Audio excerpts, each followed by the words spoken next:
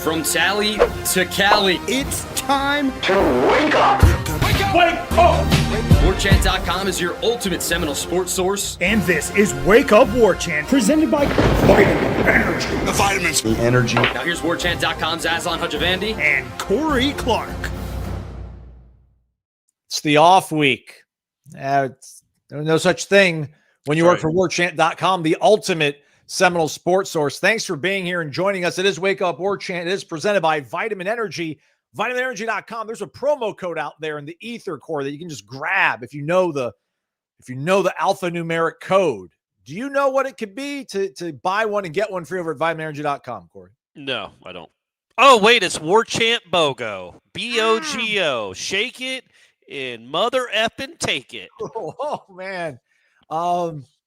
I've got a new setup in Jacksonville, and I actually have like a sensor button. So I shouldn't say that out loud to you. I don't want to encourage you too much, but that'd been cool if you would just like drop an F-bomb. Yeah, that'd be awesome, buddy. But you're not in Jacksonville, are you? No, I'm here. You can tell. Okay. White. That's the telltale. Plus, it doesn't sound like I'm in a cathedral either. Right. Which I'll get that fixed. Everybody, I'll put some foam on the walls. But in the meantime, I encourage you. I implore you. Head to vitaminenergy.com. Use that promo code the Corey just ripped off. Warchantbogo. Buy one, get one free. This stuff is synergistically formulated to not only taste great, but to give you all the power and all the energy you need to get through your day. Because I know you folks are really out there working. I mean, is this work, what I'm doing right now? I guess, but you're doing the real things out there. It's all right to have some help. Vitamin Energy will do it, and it'll also deliver vitamins and the caffeine to get you through your day. VitaminEnergy.com, WarchantBogo, the promo code. Warchant.com, Ultimate Seminole Sports Source. Still $1. Still $1. Come on home. If you're a student, email support@warchant.com from your FSU.edu email address, and we'll get you set up for a whole year free. We won't ask you for your credit card or anything. Confirm if it works for teachers too, faculty. I mean, they have FSU.edu accounts. I would assume it works for them too. I'm just throwing that out there. So all you old folks out there that are getting paid a lot of money to teach the nation's future. Well, no, we don't want you. You need to go spend your money. Forget I said that. You don't need to be taking advantage of our deal. It's funny when we did our outreach before the Alabama game on Thursday in the Student Union Vendor Thursdays. Somebody came up, guy probably like my age in his 40s or whatever, and was like, "Well, I've got an FSU.edu email address." I'm like, kind of goes against the spirit of the promotion, but it's okay. I can't tell you no. Yeah. We're not going to be. I don't think we're going to be able to tell the difference between a student. But don't do it. You don't want to live with yourself like that. Go spend the money. That's a lot of guilt. All right. Well, let's just go. Let's just get right to it then. $20 in the jar. We go to Kentucky. We go to Dave in Bardstown.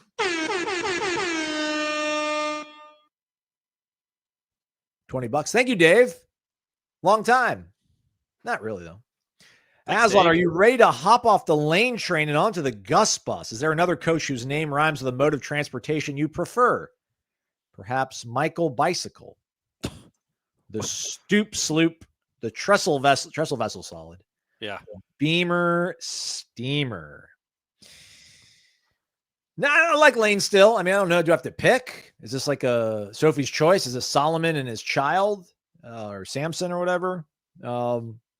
I'm impressed, though. I mean, I am, Corey, you talked about it, that you trusted in Gus just because of his track record. And we also should probably kind of reconfigure our lens that we look at him through in terms of when he was an offensive coordinator, right? Because he doesn't have to do all the other things that are distractions, some might say, as a head football coach. Like, just let you be an offensive coordinator, draw plays up, call plays up, coach it up.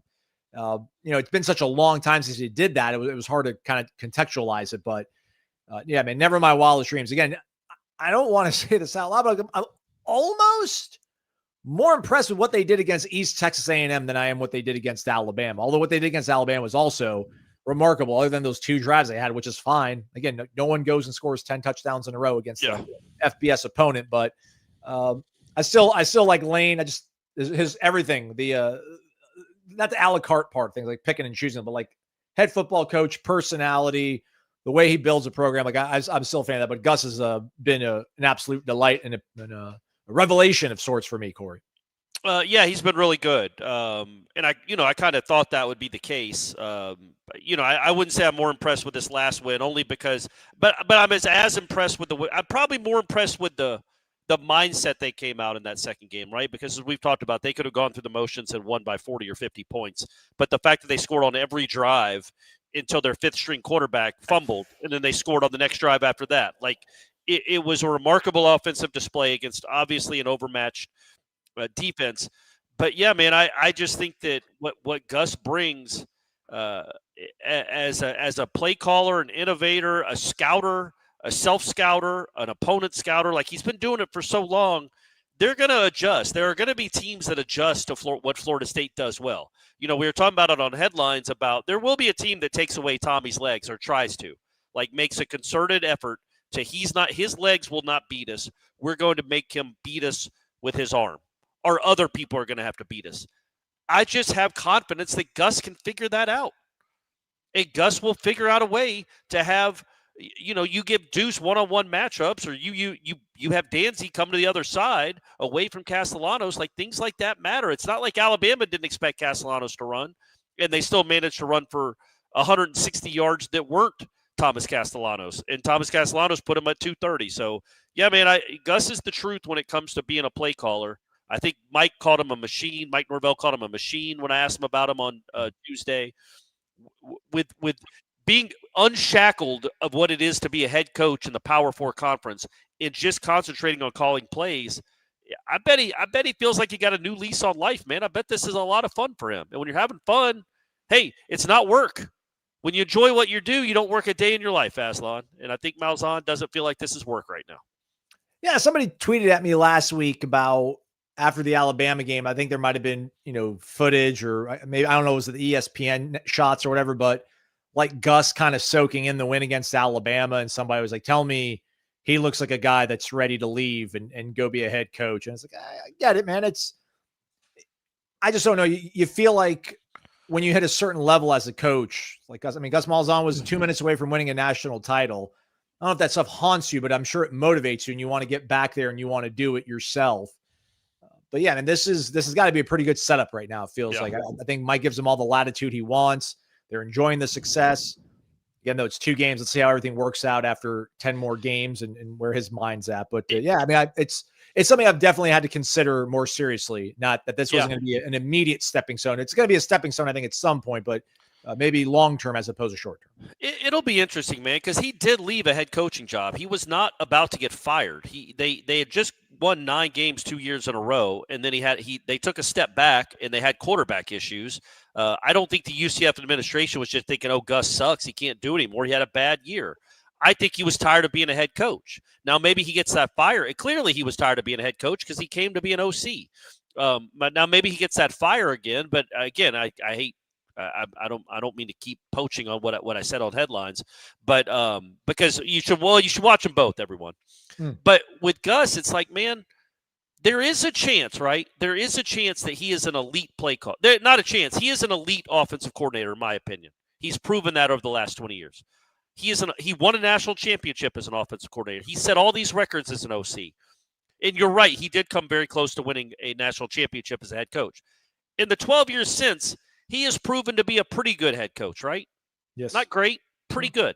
Above average. Yeah, above average, but not incredible. He's not Kirby Smart. He's not elite. He is an elite offensive play caller and an offensive game planner, in my opinion. So maybe he just wants to use the last 5 or 6 years of his coaching career being elite at something, as opposed to go to Arkansas and win 7 games? You know what I mean? Like, is that appealing? He's made enough money. Tony White has not gotten to be a head coach. I understand why he would want to ascend. Gus Malzahn has got to be a head coach in the SEC and the Big 12 and has won games in both. Lots of games. So the appeal of going and starting over at Arkansas to what? Is he going to get Arkansas to a national championship game, Aslan? What do you think? I don't think so. But again, with the playoff expanding, some of these jobs might be a little bit more palatable than they were previous. But not he could get to the playoffs, sure. He is not winning a national championship at Arkansas. He just isn't. That doesn't happen. I'm going on the last 60 years of my life. Arkansas is not winning a national championship. There's probably about 15 to 18 schools that can compete and win a national championship, in my opinion. or maybe 20. Arkansas is not one of them. So he might want to just, maybe I'm talking myself into it and being pie in the sky. This seems like a really good fit for him, man. Just get paid a lot of money and call plays. Yeah. No. Speaking of getting paid money, $20 there from our guy, Dave in Bardstown. We appreciate you, man. Thanks, Dave. Thanks, buddy. The trestle vessel's not bad, but that could be anything. A vessel could, I guess it's typically a ship, but isn't an airplane a vessel? Yeah, a dirigible. What was the name of it? What was the name of the submersible Titanic or whatever? Like that thing? That's one that blew up? Yeah. Oh, come on, Aslan. Great Netflix documentary, though, by the way. You guys should watch it. It's incredible. And that guy, I just wish he hadn't died so he could be in prison. Because it's ridiculous what he did. And he basically killed those people. Shout out to Cleet Massey. Yeah, Cleet. Cleet just became a YouTube member. Welcome to the fold, Cleet. We appreciate you. Troy is over on Twitter. Let's go. There's no pressure this week. That's Trey, I think. Trey, I'm sorry. Yeah, what did I say? You said Troy. Troy, I'm sorry. You were thinking of Clemson. You were thinking of the Clemson game. If I could take a quick sidebar here. When I went on vacation, we stayed at a resort on a beach, so I wear my contacts a lot so I could go in and out of the water without my glasses being a problem. Sure. And then when we flew back, I put my glasses back on, and I had this almost depth perception sensory problem where almost like I was getting vertigo. And I think it's because these glasses are so old. There's so many scratches and nicks on the lens, but I'm just used to it because I wear them all the time. But I should probably get some new ones so that I can properly read Trey's name on the screen. Anyhow, I said there's no pressure this week. That is true. Yeah, it's true. What game are we watching this week? With the LSU Florida game, I think that's probably Georgia Tennessee's a good one. I'm really interested in Georgia Tech. Georgia Tech Clemson is a nooner, which is bad for Georgia Tech. I think it'd be better if it was later in the day for them. But that one, that spread a week ago was 9.5 Clemson, and now it's 3.5. Really? Yeah, man. Clemson looked not good. Georgia Tech, I think, is good. That coach is. I think he's a good coach, man. Hopefully because I'm from Atlanta, I kind of grew up liking Georgia Tech a little bit. And I'd be cool if they had a good program. So maybe he'll stay there for a while because I think Brent Key is a good coach. I don't want to get in the habit of telling people what to do with their money, but I feel like Georgia Tech really should give Brent Key a lifetime contract because let's wait till he gets offered a bigger job and then try to match it. What else do you want? He's one of you. Yeah. He went to Georgia Tech. He loves the university. You're probably always going to have a good offensive line. Yeah. Maybe every 3-4 years you can compete to win the ACC. You're not going to be Georgia. You're never going to be this huge power. It's not the body. But he should have beaten Georgia last year. You know what I mean? Heck, for all we know, he'll beat him this year. That guy's a good coach, man. You're right. And maybe he can make it happen at Georgia Tech. Yeah. Maybe he's like a rich man's Kirk Ferentz, right? Okay. I know things at Iowa have not been as great as they were. Dude, Kirk Ferentz has been the head coach at Iowa for 20 years, I think, right? He's been there forever. Yeah, I feel like, yeah. They're always good. I don't know if they're relevant, but they're always good Iowa. It's all right, what are you going to do? All right, fire Kirk Ferentz and what? Nothing. So that's the thing. I just don't know who else you would get. That goes along with Trey's question. Yeah, which we haven't read yet. Do you think Billy Napier's career is over at Florida after an LSU loss? He is 20-20. Dan Mullen was 31-9 when he was fired. Urban Cryer was 31-9 when he left. Was Mullen really 31-9? No. Somebody brought that up on headlines, and I'm like, was he really? I know he had a couple of 10-win seasons, but that seems like, he was winning more than 75% of his games, and they fired him. Why did they fire him? Because he's a weirdo that wears Darth Vader masks? No. The Mullen thing is correct, but the Urban Meyer isn't. Urban Meyer was 65-15 at Florida. He was not 31-9. Dan Mullen might have been 31-9 at Florida. I don't. Yeah, I'm more worried about the Mullen thing. Why did they fire him? 34-15 was Mullen. Mullen, yes. Okay, yeah. Somebody brought up 31-9 on headlines. I'm like, man, that doesn't seem like enough losses. So, yeah, man, I would think that I would think there's a chance that his career is over. That was Brady that just walked by. I'm glad he got the shot. How's that new Gunna? How's that new Gunna and Bieber, Brady? Let me know, man. The new what? The new Bieber album. He's got Gunna on one of the tracks. Gunna, I think, is one of Brady's dudes. It's Gunner, but okay. G-U-N-A. All right. Or maybe I'm Gunna. Okay. Gunna, maybe. I don't know. Do you want me to stop the show and ask my son about the new Justin Bieber album? I can't do it. I can't bring myself to do it, Aslan. Right. We'll do it after the show, and I'll text you what he says. Thank you. But yeah, so they made him. I don't know what the deal was with Mullen. He clearly was not getting it done in 2021, and I guess they were going backwards. But it's like, yeah, man, this is what you get. This will be, if they fire him, this will be their 8th coach in 25 years. And they hit on one of them. They hit on one of them, Urban Meyer, who then left in despair, in disgrace. That's a crazy, but this was a bad hire. It appears, and I wonder what they're going to do if they're going to fire him. Would they do it after an LSU game? I feel like what good does that do? Yeah. Let him let him at least coach for the next couple of months. They started out poorly last year and then picked it up. I don't know. It seems too early to give up on a season. Losing to South Florida also isn't an embarrassment. They're not Jacksonville State. Sorry, Nole fans, but they're not. USF's a decent team. How about Georgia Southern? There you go. They're not Georgia. Well, Georgia Southern's all right too. It's not an embarrassment to lose to a pretty darn good USF team, a feisty USF team. So no, I would be surprised if they lose as a 10-point favorite on the road to the number 3 team in the country. That's the final straw. But the final straw could be coming pretty soon. I did this on the recruiting chat. Look at this, man. Yeah, it's tough. Look at that. It's tough. At number 3, at number 5, week off, host number 7, hit the road, Kyle Field at number 6. I mean, that's. Yeah, you got Georgia and Jacksonville. You got Florida State at the end of the year, and Florida State might be really good. There's a lot of stuff here, man. It's look at that, man. At Ole Miss, Tennessee, Florida State, it's a lot. I don't know if I want to go to the end. Some days I'm like, let's go to the end.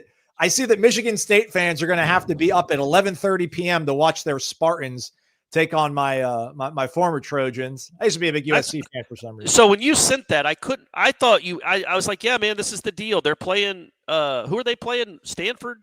Southern they're playing USC. Yeah. And it's like, yeah, man, it's an 8 p.m. start out there. This is part of the deal. I didn't know it was an 11 p.m. kickoff in East Lansing. That's outrageous. That's crazy. 11 p.m. kickoff for a college football game. Not watching it on TV because it's 3,000 miles away. In your stadium, kickoff at 11:02 p.m. I mean, student Aslan would be like, that's awesome. I would just 12 hours of pre-gaming, sign me up. It's crazy. But yeah, then it's like, well, then I don't know. Do I want to play 5 ranked teams in 7 weeks? I don't think so, man. Although I don't know. We'll see how playoffs go and what teams get, rewarded, if you will. Robert says it's the hardest schedule I've ever seen. I mean, right now, as you look at it, yeah, it feels like it probably. But so did their one last year. That's what I'm saying. Yeah, but here's the issue: when you don't fire them last year because you're worried that the quarterback would leave. Okay, this year they might actually turn it around and be a good team, be a pretty solid team. They still might lose 5 games because it's a really hard schedule. Yeah. They might be one of the better teams in the SEC, but have 5 losses. You're going to fire them then? And then you have to start all over again. So they're in a pickle, man. They're in a pickle, and that was not a great hire, it would appear. Yeah. And you got a quarterback, and they've actually recruited okay. So I don't know. Scott Strickland's going to have, I don't know, maybe Todd Golden gives them some cover, but I don't know. O'Sullivan's been kind of a lunatic here of late. So Billy's going to need some help. Wes, Aslan, and Corey, if the Noles in Miami handle business and we get game day, what do you think about Lee Corso being the guest picker? We just let him plant the spear with help if needed. I would volunteer, Wes says. He definitely should be the guest picker. That would make the most sense. Hold on one second. Hold on one second, everyone. I have to talk to my son. Let's see. Live parenting. I'm working right now. I don't know. There's something about the fact that he was doing that for his job 3 weeks ago. And then it was like this whole big farewell. And it's like, I'm going to quit, everybody. And then everyone throws this huge party for you. They get you a cake. They give you a watch. They give you this nice retirement. And then 3 weeks later, you're like, hey, man, I'm back. And I know it's just for one day and it's for 15 minutes as the guest picker on the panel. but I don't know. It feels like there hasn't been a long enough separation, like make it not seem, I don't know, awkward is not the right word, but just, I don't know who else they could do. I mean, Bert Kreischer, I guess, but I don't know. I think, I think Corso would be the right answer. And just so you know, my son was looking for Tupperware for the food he brought home. And he had to do that right now in the room next to me. In his defense, none of these boxes have been unpacked. So it's not like I have Tupperware in the kitchen. So he's rummaging through boxes looking for it and can't find it because it's a bachelor pad. I don't have towels here. I just found that out today. So I had to dry myself off with a blanket. And, just ran out of toilet paper. And now I have no idea where the Tupperware is. I just have a son that's making a ton of noise. Anyway, good talk, Wes. Good talk. We need to get you sponsored by DoorDash, maybe, so they can come drop some stuff off. We are sponsored by Vitamin Energy, as well as our great friends over at the Corner Pocket Bar and Grill, 2475 Appalachia Parkway, cptallybar.com, the website. And late on the party on this, Corey, but we had a tweet sent to us from a Katie. Okay. Goes by Caffeinated Shop on the internet machine. Okay, I couldn't listen to Wake Up, Warchant, rave about Corner Pocket anymore without trying it. Lennon is excited for the nachos. There you go. Those nachos are the truth. Yeah, those nachos are good. And then Laura responded with, does not disappoint. Okay, all right. That was on my ex-wife's birthday, September 6th. Shout out to Shanna for turning whatever she turned, 38. So good for her. But yeah, that was her birthday, and I forgot to text her and tell her happy birthday. So I'm doing it now. 5 days later? Well, you're saying it live on the internet. That means that's right. That means a lot more. Come on. Corner Pocket Bar and Grill daily lunch specials from 11 a.m. to 3 p.m. Weekday happy hour from 4 to 7 p.m. and then all day Sunday. That's right. Like, go watch NFL football on Sunday. You'll have happy hour drinks, ice cold, reasonably priced, and happy hour at the Corner Pocket Bar and Grill. cptallybar.com, the website. Come hang out next Friday for the meet and greet before the Kent State game. But in the meantime, just hang out Tuesdays for trivia, Thursday nights bingo, and every other day of the week. Always something cool going on over the Corner Pocket Bar and Grill. 2475 Appalachia Parkway, cptallybar.com, the website. Garrett, PCL. Are we sure we want to leave the ACC? We lose out on what? 10 million? Wouldn't winning 10 or more regular season games a year trump 8 wins with a few more bucks? I mean, it's a fair question. I get the question. I don't know if it's just 10 mil. If it's more than that, it becomes obviously a differentiator in what you're getting and the teams you're trying to compete with and the resources they have. It's also not a guarantee you win 10 regular. It certainly hasn't been a guarantee around here lately that you're just going to win 10 games in the ACC. It's a lot more fun, though, to be in the SEC. It just is. I mean, look, man, think about that Alabama game. I know that was not a lot of fun, that schedule that Aslan just popped up for the Florida Gators, but they do get to play Texas at home. They get to play like Auburn at home or Ole Miss at one of those. Ole Miss was on the road. Tennessee, Texas at home, Florida State at home. Think about a home schedule like that. Now, yeah, wins are fun too, but it's like, I don't know, man. Like, yes, it's more fun to have like a guaranteed win this year against Wake Forest, but is that more fun than getting to host Ole Miss?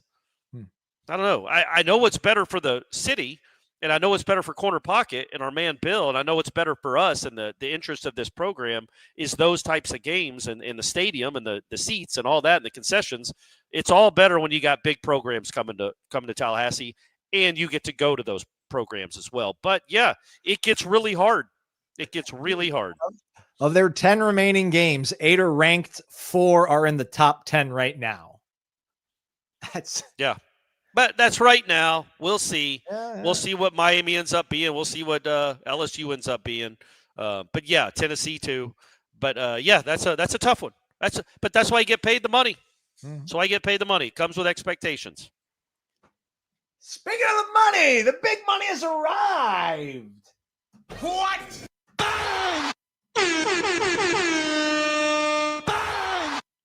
Ray Pereira in the house.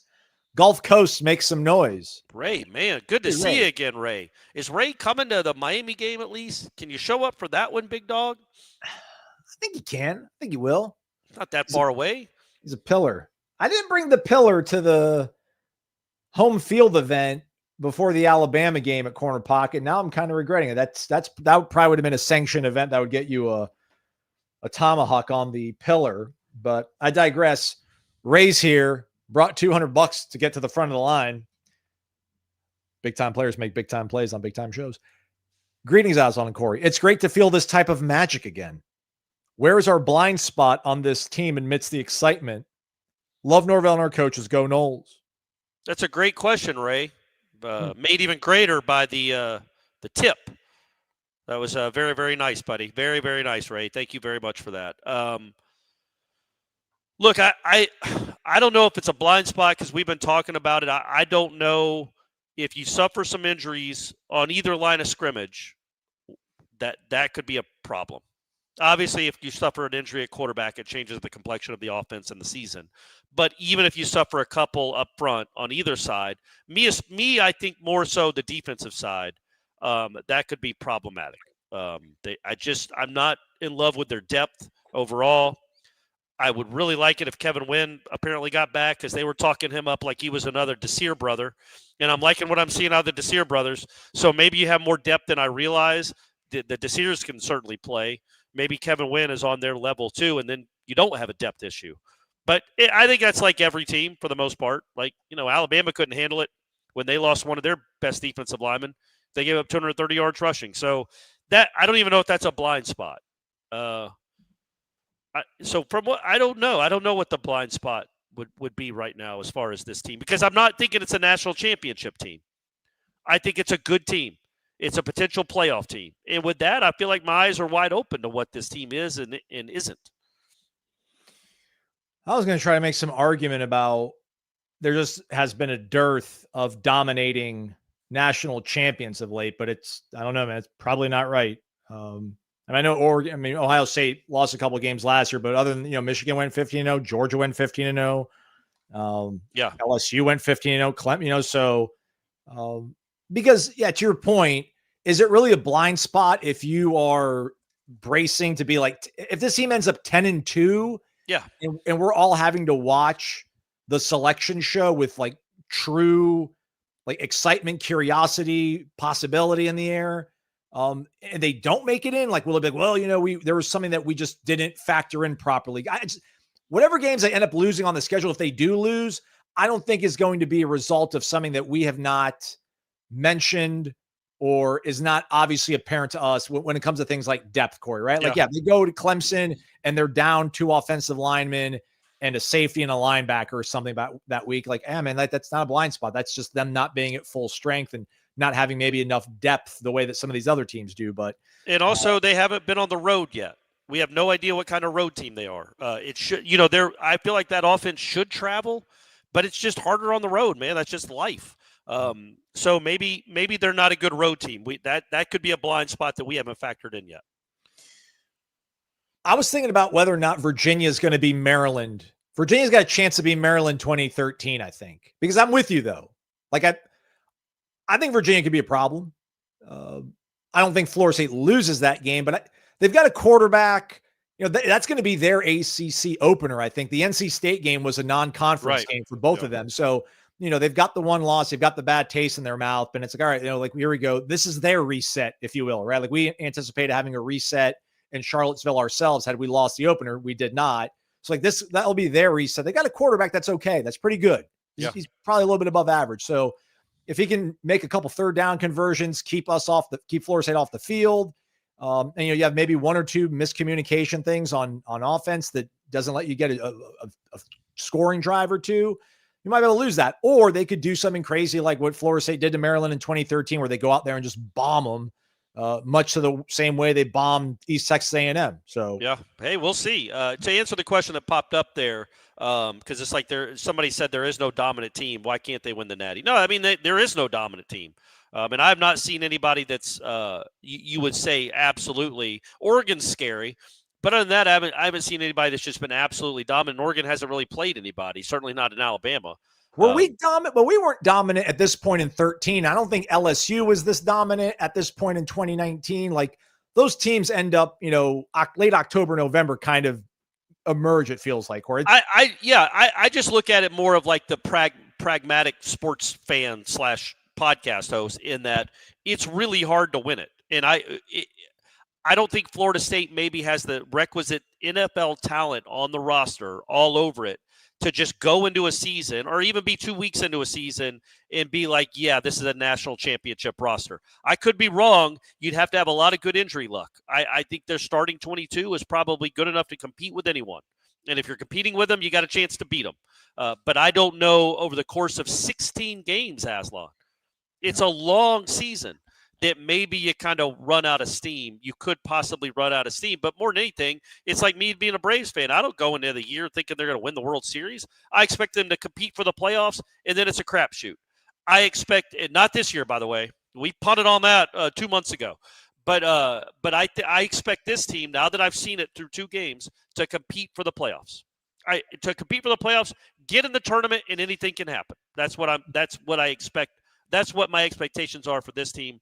But I'm not expecting. I'm expecting them to compete for the playoffs. It would be wild to just assume they're going to win the national championship, but they absolutely. It's not out of the realm of possibility.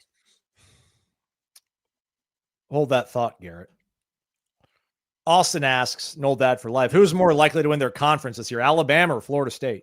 Florida State. Yeah, correct. Yep. Let's go back to that other question then from Garrett, and that was, by what game will we say, okay, this is who this team is and we know what to expect? Is it Virginia or is it going to be Miami for you, Corey? I think it's that combo. It's that 8-day stretch, because by that point you're 5 games into the season. You've seen them on the road. You've seen them in 2 big primetime home games, and we'll know exactly what this team is. Miami's probably the right answer, but it is the right answer. That's when we'll know for sure what this team, what it is, and maybe how much room there is still to get better.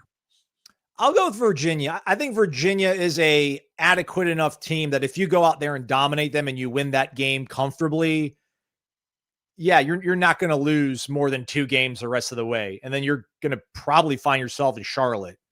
And if not, you might be like an at-large team, right? Because if you have a win over at least one, if you split against Clemson and Miami, and if Florida turns things around and they're ranked, I think you'll have a good enough resume, especially if Alabama keeps winning too, right? I don't know if I want to say let's root for Alabama, but wouldn't it probably be a bad idea? So yeah, I think Virginia, yeah, man, that's just like a kind of middling midfield team in the ACC this year. Probably if you go into their house on a Friday night, which is a weird schedule setup thing, and you beat them by 17 points, 21 points, yeah, man, it's like, okay, yeah, this team is going to go down to the even in Death Valley, they'll go down to the 4th quarter, last possession, with an opportunity to win the game, or they'll be holding on to the lead, trying to get out of there with a win. So I think Virginia, that's fair. And again, also because I think it's on the road, that adds a different element to it. Yeah. But yeah, man, if they beat Virginia and Miami, which absolutely could happen, they might be. I mean, they'll definitely be favored in the Virginia game. They might be favored in both. If that happens, if they're 5-0 after Miami with 2 wins over 2 top 10 teams, well, yeah, man, then it shouldn't be national championship or bust, because, again, it's really hard to win those things. But it absolutely should be playoffs or bust, and you'll be in prime position where you can afford to slip up at Clemson. It wouldn't matter to you at all, honestly. If you have wins against Miami and Alabama and you lose at Clemson, you're fine. Yeah. You could lose a game or 2 and still have enough built up equity that you're going to be in the playoff as long as you don't fall off a cliff. But also, if you beat Miami and you're 2-0 in the ACC, you've got Wake at home, you've got Stanford, you've got Virginia Tech at home, who doesn't look good. It feels like you've got some almost automatic dubs coming, and that way you're really looking at almost like a 2 or 3 game season at that point. Problem is, though, we pulled it up like a month ago or so, I think, Corey. I don't think historically there's been a lot of 2 conference loss teams, especially now that we've gone without divisions, that have made it to Charlotte. So I don't want to say you have a get out of jail free card against Clemson, but let's be honest, man. I know they've been looking shaky, but we'll see how they look. That's a tough game, man. Yeah, man. November and that place. Yes, right. They're going to be good. They got players. But if you look ahead to the Florida game and you fall against NC State in a place that you've not had a lot of success at, even when you've had really great teams.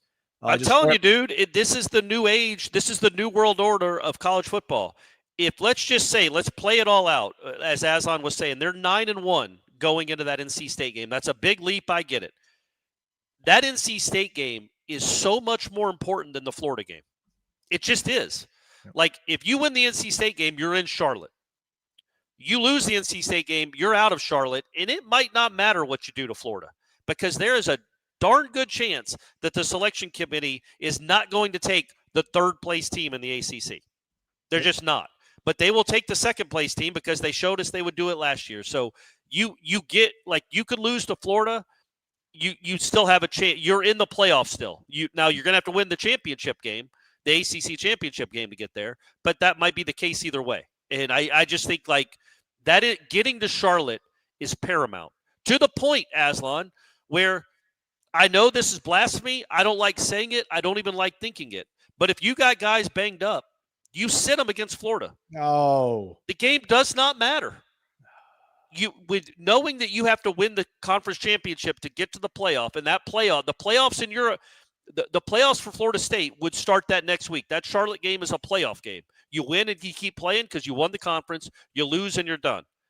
That's more important than the Florida game. That's what all this change in college football has wrought, is that the NC State game and then the ACC championship game, for if your aspiration is to win a national title or at least get to the playoff, that trumps what you do at Florida. It's sad. I don't like taking the luster out of that game, but gosh darn, man, like, look at it. Like, getting to Charlotte is more important. Charlotte is a playoff game. It's a week 1 playoff game for you. All right, so COVID, they went away with division. So we've only had 3 years of data on this, but in those 3 years, the teams that made it to the championship game had 1 or less losses in conference. So yeah, again, just to kind of underscore your point there, Corey, where you could feel great, right? Like, you could feel really good after you beat Miami, and then you take out Pitt, and then you beat Stanford. You got a week off, and then you take care of business with Wake Forest. Yeah, you go in Death Valley and you lose at Clemson, like, then it's crazy how quickly it changed. It feels like to me in hockey or soccer, like, the 3-1 lead is so deceptive, maybe even in baseball, or maybe 20 years ago in baseball. Like, 3-1 is like, we're good. Got an insurance run. Yeah, we're sure. fine. And then it's like someone scores a goal on a crazy bounce or whatever, and it's like, like we got our backs against the wall on this now. So that is kind of crazy how it could possibly work out like that. But I can't disagree too. I mean, I can't disagree with you in the fact that the NC State game is more important than Florida. I just couldn't imagine resting guys. I hate it. It sucks. But I mean, you think about it. Like, if Tommy has a sprained ankle, you're going to go have him play in that game because they're not going to take 3 ACC teams, in my opinion. If you don't make Charlotte, you're not getting into the dance, in my opinion. I could be wrong. There's always extenuating circumstances. So the key to this team, the key to this season, is getting to Charlotte. And Florida plays no role in that. And you already got your big SEC dub anyway. And so, but Florida also might be 3-8 at that time and on an interim coach. So it might be an easy win anyway, you hope, although it's never really that easy there.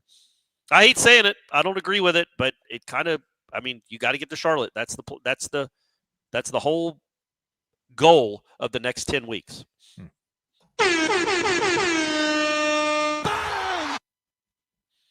Corey Bates in the house. Clay County makes some noise. $50 in the jar. Thank you, Corey Bates. Thank you very much, Corey. Spelling it right too. I love to see it. Hey, so why can we see their names again? What happened? That's a good question. I don't know. Maybe we're not seeing that nonsense with numbers and ampersands. Maybe Tom Lang rattled some cages over at headquarters or something and got this. Yeah, that's great. Good stuff. I didn't even realize that, Corey. Good lookout. Corey Clark, that is.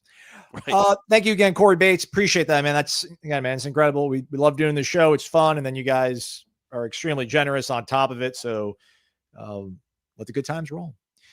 If our punt return is our weakest link, probably plan your Charlotte trip. See you guys October 4th. What a perfect fit, Gus and Tommy. Yeah.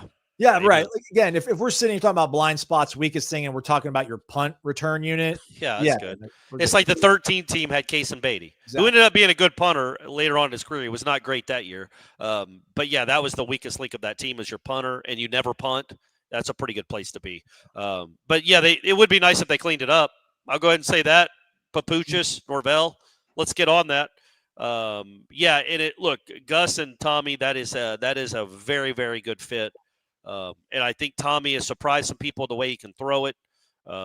We'll see if that continues to develop. And I don't know what the weakest link is. There probably is a bigger one than that. It just has not been exposed yet. And again, I comes down to the road game, Aslan, because you think about that 2023 team.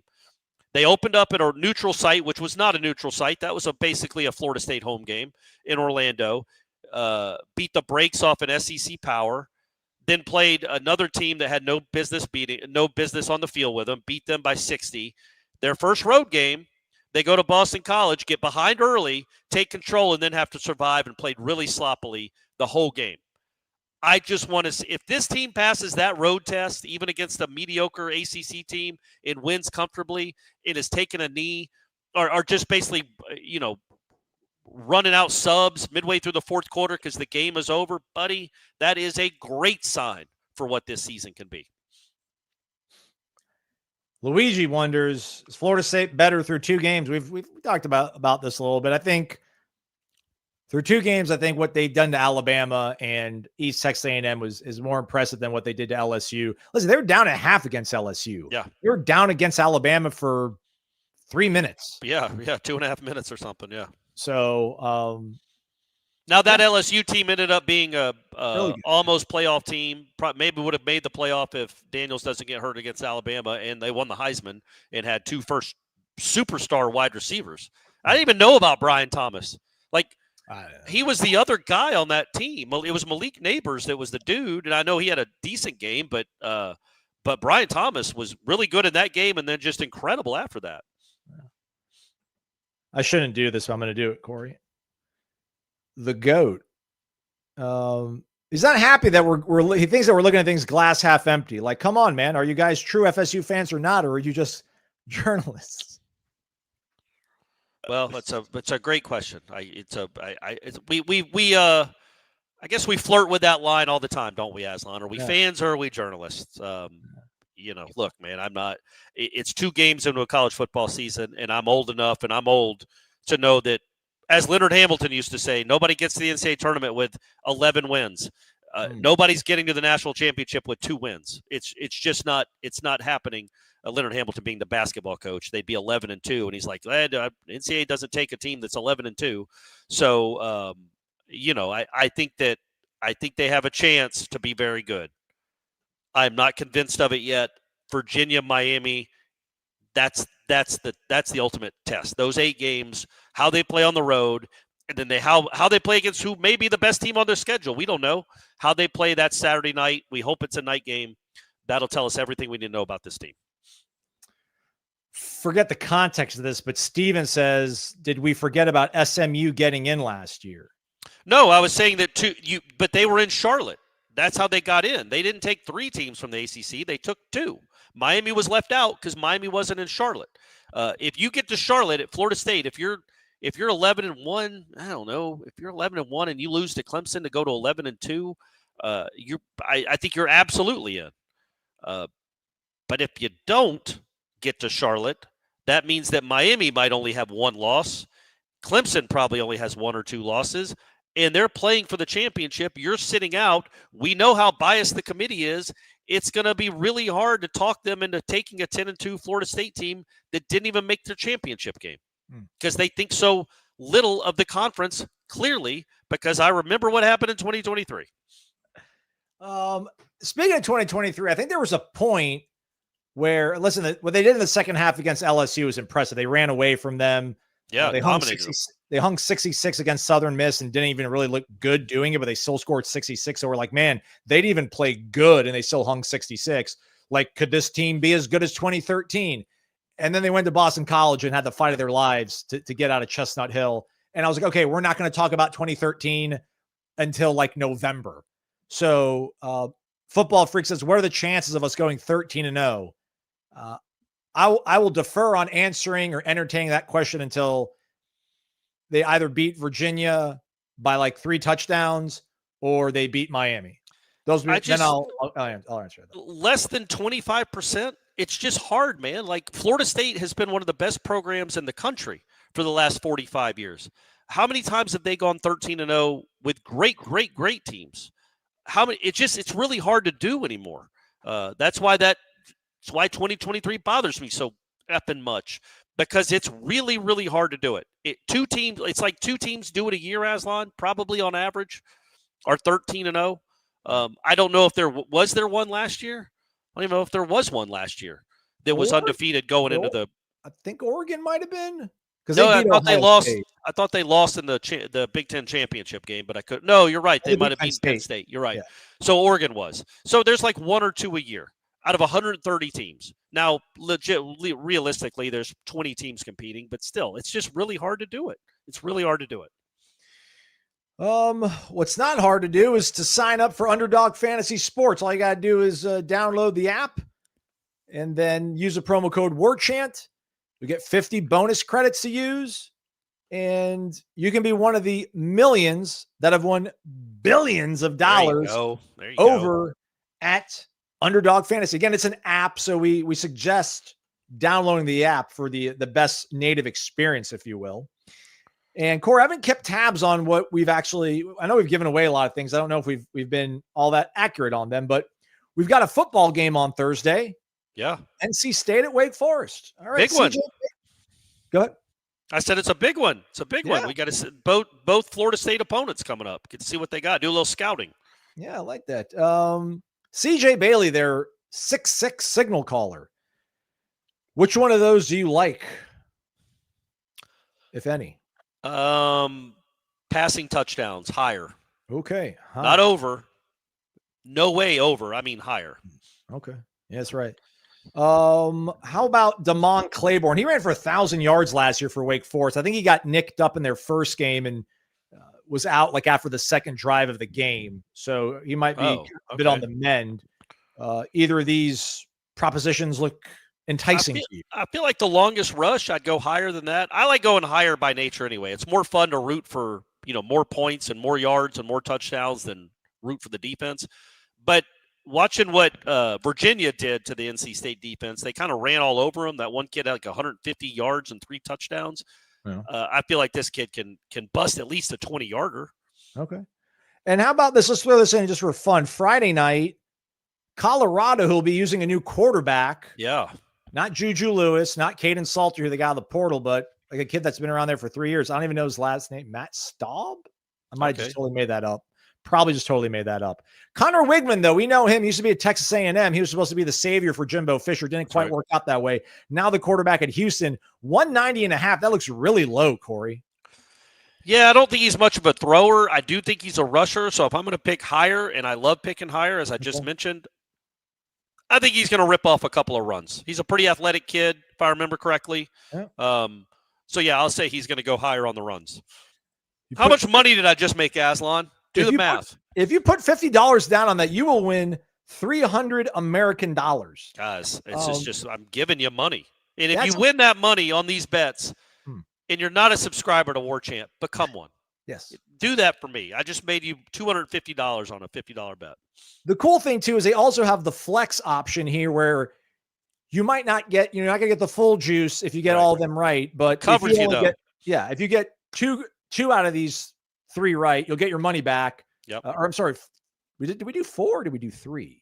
Just at 3, I think. At 3. All right. So, yeah, you give up winning 600 or 500 if you get all of them right. But if you get one wrong, you get your money back. So, listen, there's options out there for you. Underdog Fantasy. Download the app today. Sign with promo code Warchant to score $50 in bonus funds when you play your first $5. That's promo code Warchant. Millions of fans have already won billions making picks on Underdog. Will you be next? Underdog, make money, win money, make picks, win money. I'm sorry, I goofed that up because I got to do the disclaimer right now, Corey. Underdog, make picks, win money. You must be 18 or older, 19 in Alabama, Nebraska, 19 in Colorado for some games, 21 and older in Arizona, Massachusetts, and Virginia, and present in a state where Underdog Fantasy operates. Terms apply. See assets.underdogfantasy.com/web/play and get terms _DFS_HTML for details. I'm still going, Corey. Offer not valid in Maryland, Michigan, Ohio, and Pennsylvania. Concerned with your play? Call 1-800-GAMBLER or visit ncpgambling.org. In New York, call the 24/7 Hope line at 1-877-8-HOPE-NY or text HOPE-NY. Next question. What do we got over there? Andrew's got all these things picked out for us. We appreciate it. James B. James B. off top rope. The B stands for Bulldog. He's always in the comments defending our honor. I love this guy. Yeah. It's a Bulldog. James B's the dude. I love my Thank you, James B. Thank you very much, buddy. Thank you. All I can muster. Hey, man. More than enough. More than enough. You're a pillar, James B. Let's see what else we have here. And we got some. I was joking before we went live that there's usually like a half dozen questions already waiting, and there weren't any. I'm like, this might be a slow show, and then everybody's here now, which is awesome. Appreciate it, man. We had Don't Lose Your Nerd, who dropped $2 in the jar. So just wanted to say hi and go Noles and Rams. Rhode Island, you think? Yeah. Is he a roadie like Stephanie? Yeah. University of Rhode Island? Or it could probably be the LA Rams. We don't know. Right. With Verse and Fisk. Yeah. Let's give him a little bit of noise. Dollar bills, y'all. Thank you very much. Thank you. For real, thank you. Sky Ninja, let's do the same. Dollar bills, y'all. $5. What's your opinion on Kam Davis? Why didn't Jalen King get any reps? Go Noles. Great job, fellas. Well, Kam Davis, we'll see. Like it's hard to imagine him carving out a role on this team unless there's injuries. I don't know that he does anything better than like Sawchuk or Croma or Roydell when he's healthy. And obviously he's a completely different player than Jalen Lucas, and there's only one football. And Mekhi Danzy needs to touch it. Tommy needs to touch it. The receivers need to touch it. It's just hard to think of a role that he has for this team this year. I think he could be something. Maybe I thought he had a nice run. Didn't he play on? He played on Saturday, right? I know he went in the game. I thought he had a nice run. I could be wrong. Kam Davis, he did. Yeah, he did. Yeah. So I something to build on. That was tough. He was like all of them last year in that offense. There was nothing positive for anybody, honestly, that played in that offense, and it's hard to gauge any of them. But the fact that he's going to have to get much better to unseat Croma and Sawchuk and Roydell. It'll be interesting to see if he play, or Keziah for that matter. By the way, I don't know if we mentioned it. Well, we didn't because we didn't have a show yesterday. When Norvell was asked about the injuries, which I guess was Stephon, Keziah, who else was it? Squirrel, yeah, and Shaheem. I don't know if Shaheem was mentioned. James Williams. He said that he didn't think any of them were season-ending. He also thought there was a chance they could all play in the next game, or he wasn't ruling them out for the next game. So that shows you how, obviously they don't have to play against Kent State, but the fact that he's even mentioning them perhaps being ready for Kent State seems like a really positive sign for that next Friday night against Virginia. Mm-hmm. I want a second image from the wealth influencer. That image is so bulletproof. It looks like it's AI. But the wealth influencer is here, and he's spreading the wealth. Dollar bills, y'all.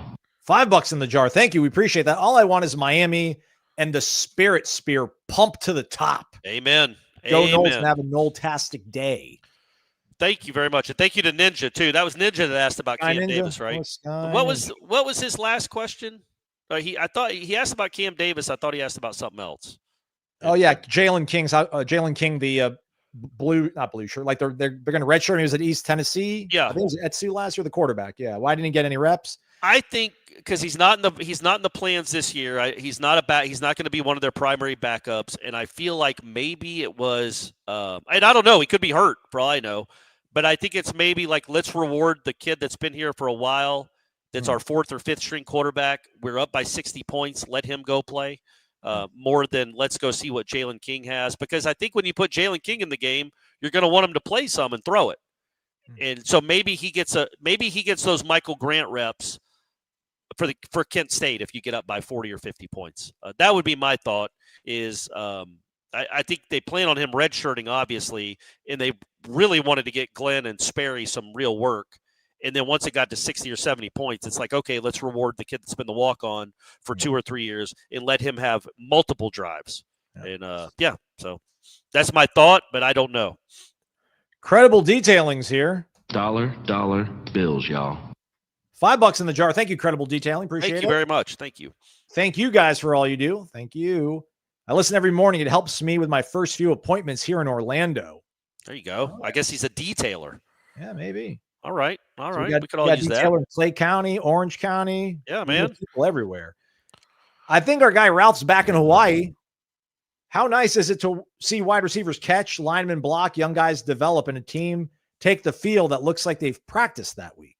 Correct. Look, I think that second one is the key, man. Linemen to block? Yeah, man. I just, because we were talking about what somebody asked about the 2025 and the 2023 team. I will say this. Now with 2 years of hindsight, looking back on what that 2023 team ended up being, it should have been a little bit troublesome that they couldn't just run all over Southern Miss at the beginning of the game. That they did not have a very good offensive line. Jordan Travis was having to run 30 yards backwards and over to convert fourth downs because of the blocking up front. I do really, really like this offensive line through 2 games. I'm always going to throw caveats in there, but that's where this team could be better than that team by a substantial margin. We'll see. Still 10 games left against a lot better teams than East Texas, but that's been really good to see through 2 weeks because they did it against Alabama too. But the lineman blocking, we'll see how the young guys get developed. You like what you're seeing. You like the fact that they believe in young guys to play them early against Alabama because if they're good enough on practice on August 12th, they're going to play August 30th. I like that mindset for the coaches. We're going to play the guys that have played the best in practice and not worry so much about them being freshmen. But we'll see how they continue to develop. But the offensive line has just been that has been a really, really 180-degree turnaround. Not sure how this maths up, but Philip wonders if we were to beat Miami but lose to Clemson, are we out of the ACC title game with both Clemson and Miami sweeping the ACC? Would FSU have a playoff spot with 1 loss? But they wouldn't. Well, Miami wouldn't sweep because they would lose. We'd beat them. Yeah. So I guess if by tiebreaker or something, there's 3 one-loss ACC teams and Florida State's out of it. Yeah. Even though they're 11-1, that would be hard to imagine because of the teams they would have beaten. But if that were to be the case, then absolutely, now you're talking. Yeah. Now you're talking. I think you have a real possibility of that happening. But that just has not happened yet. It seems odd. That doesn't happen a lot where 3 teams tie for first. I think in that case, if all 3 of those teams somehow are 11-1, or Clemson's 11-1, Miami's 11-1, Florida State's 11-1, then they're at that point, and they all kind of beat each other. Then I think the ACC could have 3 teams in. I will not be looking at what the 3-way tiebreaker is, though. Not until the NC State game, right, Aslan? If they get to that final ACC game and it's still on the table, then we'll have to know the tiebreakers. Okay, yeah. If you're new here, we spent, and Corey didn't want to do it, but I made him do it. We spent an inordinate amount of time because, there was the breadcrumbs being 2 years ago, right? 2 years ago, you're talking about, 2023. Yeah, I mean, there was, if they were to lose one of those games, right, would they still be? Or actually, I think we're trying to figure out who they were going to play. Would it be Louisville? Would it be this team? Would it be that team? Right. Well, there could be a 3-way tie, and then we don't know who it's going to be. And we spent so much time. And Corey's like, this is I think one time he was like, this is stupid. And I'm like, sorry, man. Sorry. Yeah. And it's October. It's October. They're not guaranteed. These teams are not. They're not just running a clean slate the rest of the way. I mean, I agree with Ray. Makai Dance, he might be. There's layers, degrees. I like how Mike said the other day that Lawayne McCoy's a tier 1. I meant to bring that up on headlines, and I forgot. That's not normal Norvell speak. Yeah, no. He does not separate his players into tiers. Yeah. But he was talking about Lawayne McCoy to remind people he's I guess now a sophomore wide receiver that has had a hard time staying healthy. And he got hurt, I guess, in preseason camp. But he's been out. He's missed the first 2 games. Norvell said on Monday that he is, or Tuesday maybe, that he is ramped up. He got his most extensive work the previous practice, and they're going to continue to ramp him up. And he's a big deal because then he said, we feel he's a tier 1 receiver for us. It's like, man, I don't think Norvell's ever spoken like that in his life, but he's probably not wrong. Lawayne McCoy could be a difference maker. By the way, has Destyn Hill played for LSU? Have you looked that up? I just remembered that he was at LSU, and I was wondering if he had played for that. I know Patrick Payton's getting snaps. Malik Benson's got 2 touchdowns for Oregon already, but I was wondering if Destyn Hill had played. While you're looking that up, I will say, before we get to Robert Charles, I will say that Makai Danzy, that to me is one of the most telling aspects of what a good coordinator can do, is that guy got 2 touches the whole season last year. 2 touches. You're telling me that team, with all its warts, couldn't find a way to use Mekhi Danzy just in that role that he just had? I know he's a new position, but all his big plays this year have come on carries. You could have figured out a way to get the ball in that guy's hands. And Gus Malzahn, much to his credit, when he sees a dude like that has just ridiculous speed, like abnormal speed, he's like, yeah, I'll try to get him the ball and see what can happen. And he's had 3 runs of over 25 yards out of 4 carries, I think, and 2 touchdowns. Been a really good start. Matt Lasser hops in with an assist, which, by the way, check out the Warchant podcast, which talks, not Warchant, I'm sorry, Warpath. Come on. Lee, I didn't take my focus today, clearly. Yeah, get it together. How about I took my mood? I'm being nice. So check out our guy, Matt Lasser, and all the stuff he's doing recruiting-wise. He says that Destyn got hurt against Clemson, out with a hand injury. Yeah, it looks like he only played 2 snaps. Yeah, so. God, he's got to be 24 years old, too, and he's played like 14 competitive snaps of college football. Yeah. Like, literally, I think he's got to be 23 or 24, and he just can't stay healthy and get on the field. And it's too bad because I think he's got a big personality. I think there's a chance he could be a good player. You feel for the kid because he can't ever stay on the field. Yeah. All right, that's a wrap for us. Oh, what did Robert Charles had something up? Was it Robert Charles? And I said I'd get to him in a minute, and I didn't. It was about Kent State. I don't know. Yeah, the Kent State game. I don't know. What are we really taking from the Kent State game? I guess he said he watched it. No, just said he's still of the opinion that Destyn Hill is not a real person. I promise you, I've seen him, I've met him, I've interviewed him. If not, I would probably agree with you that he's like Kaiser Sose or something. Yeah. He said that I could probably line up for Kent State. So yeah, we're gonna have another. Robert, I think you're wrong. I think they were actually down 48-0 to Texas Tech at halftime. Yeah. Much like East Texas was down 49-0. Yeah, look, we've known this for 9 months. This stretch, East Texas bye week, Kent State, is to get everything lined up for the rest of the season. Get everything lined up for your conference opener, and then the very next week is Miami. You've got a nice runway, man, to get ready and to get everything on point for those 2 games in 8 days. There you go. Keep dreaming the dream, Luigi. I hope you're right, Luigi. I absolutely hope you're right. All right. Also, let's see here. Mike Davis put $2 in the jar and offered up thoughts about what's going on in the world of politics, which we don't really touch a lot on. But it's not really politics as much as it's sad, man. That is some horrible. No matter what side of the spectrum you're on. It. Not clicking on it. And I didn't even know I was doing it. It just started playing. And it's horrifying. And it's a pit in your stomach churning video. I would encourage all of you not to watch it. Yeah. It's awful. It is awful. It is awful. He had a family, 2 young children. He was only 31, which was very surprising because I feel like he's been known for a while. Just awful. Just any attacks on people, assassinations, no matter where you stand politically, I hope you're 100% against because that was awful to see. That was just awful to see. No easy way to segue the goodbye, but we appreciate everybody being here, getting involved in the show. We're going to pretty much be doing this every single Wednesday at 6 p.m. So put that on your calendars and come. I'm going to have a better backdrop too, Aslan, because I'll be here for the foreseeable future, but we got a house. We got a house down in Tallahassee. We bought a house. It's a newly made house. It's never been lived in. So we're very excited about it. And Stephanie's already very, very excited about what she can do for my podcast room. Good. She thinks she can make it. I don't know if you can beat this. Just a plain white wall and a kitchen behind me, but she's going to try and she's going to see what she can come up with. Yeah. Let her know I'm around to help out.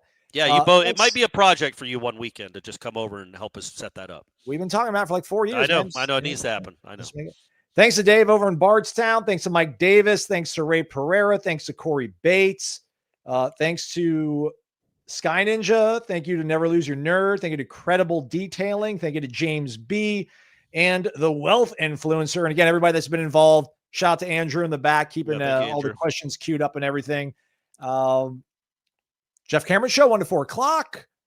They're off, I think, they're doing workouts. I think Norvell said on Thursday, then they're going to have a few days off.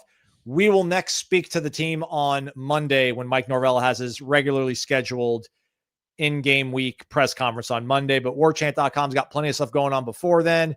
Recruiting news, team news. You have the number 10 team in the country that you're rooting for now. And they're number 10, guys. From last year to number 10 in the country. What a turnaround. What a time to be alive. Thanks for watching. He's Corey. I'm Aslan. Thanks for Andrew again back there. Hit the thumbs up on the way out. You've been watching Wake Up Warchant live, presented by Vitamin Energy, Warchant BOGO. Warchant BOGO. Buy one, get one free. We'll talk to you folks tomorrow. We're going to do one more show this week.